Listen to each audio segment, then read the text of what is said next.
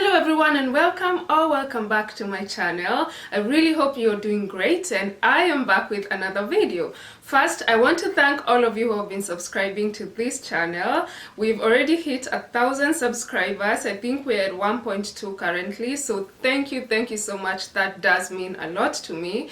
If you haven't subscribed and you do like my content, please subscribe. All you have to do is click on the subscribe button right here and then click on the notification bell so you get a notification whenever I upload a new video. For those of you guys that have been sending me messages and asking me how I'm doing, checking up on me if I'm okay, because I haven't been uploading as much as I was before, thank you guys. I'm fine. I'm doing great actually. It's just that I've been juggling a lot of things, but I'm fine and I'm doing my best to upload content for you guys. Content that is helpful, especially for those of you that are nurses and are working your way to immigrating to the UK as nurses. Let's get on to today's video.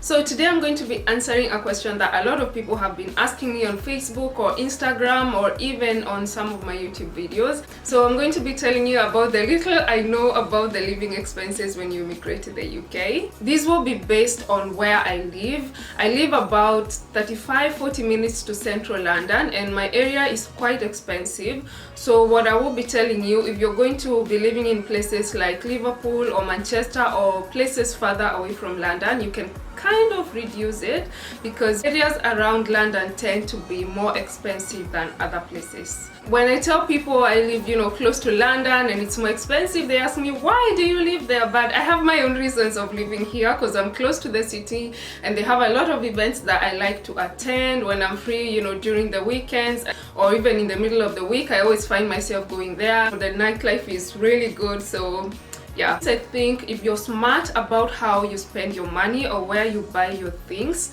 then you can even save more than other people who live a bit further. So anyway, let's get straight to the video. The first thing is rent. Rent can be expensive because in my area, like a one-bedroom apartment goes for, let's say, 850 pounds and above, and that's per month. But you can also get studio apartments from 750, so it's quite expensive. So I think as a new overseas nurse, it's advisable to find a shared accommodation because that way you're going to be sharing all the bills, council tax, gas or electricity or anything, everything included in the rent.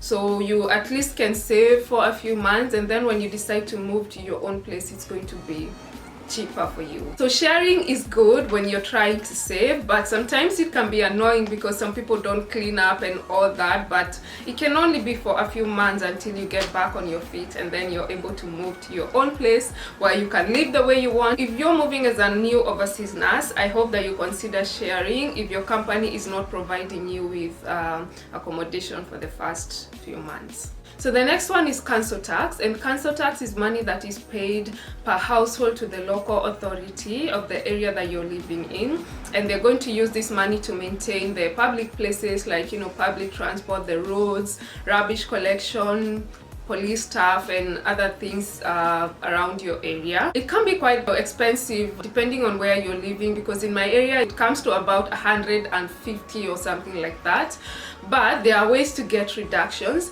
For example, I live by myself, so I have gotten a reduction because I think they say it's supposed to be paid between two people living in the same place. So if you're living alone, they kind of give you a reduction, which really helps because you save a few pounds every month. Other bills that you have to pay is electricity, water and gas. It's not really expensive. For me, I just have to pay electricity, which comes to about 30-something pounds every month, and I don't pay for water and I don't have gas, but it ranges in the same amount, and you can do your own research and change the provider if you want. If you feel like a different provider is providing you better services and a cheaper cost, then you can always change that. Then the next one is things like TV license. So if you have a TV, You don't have to pay it if you have a TV, but if you're watching television programs, BBC, or if you're watching your programs on iPlay, then you have to pay for the TV license, which is like £150 per year. So you can decide to pay all of it at once and then forget it until the other year. Broadband or internet provider, depending on what you want. Some people may buy like a phone and then you get a package including the internet for your home. There are a lot of broadband providers and you can do your research. Depending on what you prefer, then you can pay that at the end of the month. Then another very important expense is food, and food I think is something that varies between, you know, people, what you want to eat or quality of food you want to be buying, and it also depends on where you buy your food. Like in my area we have Waitrose and we have Morrison's. Waitrose tends to be a bit expensive and I think the quality is the same as that of Morrison or Tesco, so I prefer to shop in the other places. But I think the food will be costing about 200, 250 or even 300 depending on what you're buying or how much you're eating. Then the other thing is transport. Some people commute to work. My advice, guys, is try and find accommodation close to your work. Like for me, I know I'm not a morning person, and if I will be going to work with public transport, I bet you I will be late for work almost every day, which is something I never want to happen. So I found accommodation like 3 minutes walk to work, and that really helps me, so I don't have to think about any transport. I just have to get up, get ready, and then walk to work. Then there are extras, like if you have Netflix, that could be about £8 every month. Have a gym membership, depending on where your gym is or what kind of a gym you want. Some go for £50 a month, some are £30 a month, others are £120 a month, depending on what you're looking for. Other expenses like holidays or where you go to spend your weekends, and those are luxuries. But one other important, very important thing is saving. So what I would recommend is open a separate savings account. Then when you get your salary, you just transfer what you think you would like to save for that month. It is possible because people have been asking me, if I come to work and then I have to pay all those bills, do I still save at the end of the month?